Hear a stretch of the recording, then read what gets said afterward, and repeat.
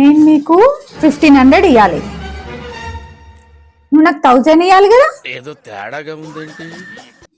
నువ్వు నాకు 450 రూపీస్ ఇవ్వాలి కదా.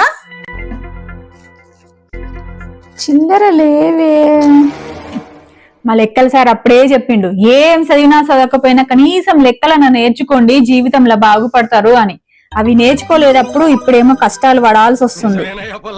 ఏంది పైసలు ఆడబెట్టుకొని ఎవరితో మాట్లాడుతున్నావు? ఏంది నీ పనికి మాలిన పంచాయతీ? లెక్క అర్థమైతే లేదే. అవునా? ఏంది చెప్పు, ఇంతకు నీళ్ళు ఏంది చెప్పు.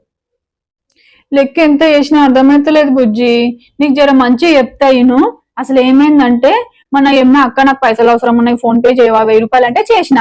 నెక్స్ట్ డే వాళ్ళ కస్టమర్ అంట వచ్చింది, ఏమన్నా వాళ్ళ షాప్ బంద్ ఉంది, అక్క నీకు 1500 ఇస్తా యమునకి అని చెప్పింది. సరే అని తీసుకున్నా. మళ్ళీ నెక్స్ట్ డే బోనాల పండుగ వచ్చింది కదా అని యమున దగ్గర పోయి నేను ఒక నెక్లెస్ తీసుకున్నా. 650 అయింది, నీకు చెప్పలేదే. ఆ తర్వాత ఏమైందంటే యమున వాళ్ళ పాపకి వాళ్ళ స్కూల్లో బోనాల పండుగకి రెడీ కావాలంట, హెయిర్ ఎక్స్టెన్షన్ క్లిప్పులు అవి ఇవి తీసుకుంది, ఒక 450 అయ్యింది.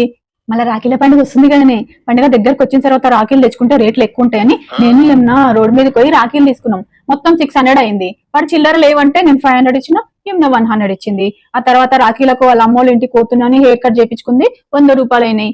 ఇవన్నీ నెత్తి ఖరాబ్ అవుతుంది. ఆమె నాకేం ఇయ్యాలి, నేను ఆమెకేం ఇయ్యాలి, అవే లెక్కలు వేసుకుంటున్నా 2 రోజుల నుంచి, అర్థమైతలేదు.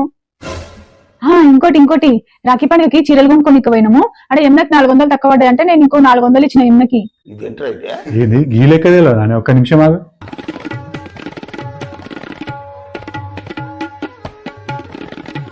ఎవరికి ఇచ్చేయలేదు, నువ్వు ఆమెకి ఇచ్చేయలేదు, ఆమె నీకు ఇచ్చేయలేదు, లెక్క సమానం సరిపోయింది అంతే.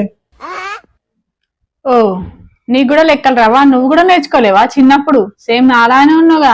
ఆమె నాకు అన్ని పైసలు ఇవ్వాలని చెప్పినా, నేను ఆమెకు అన్ని పైసలు ఇవ్వాలని చెప్పినా, మళ్ళీ ఎవరికి ఏమి ఇచ్చేది లేదంటావు.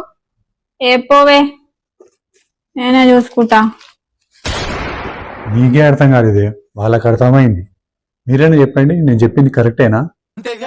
అంతేగా.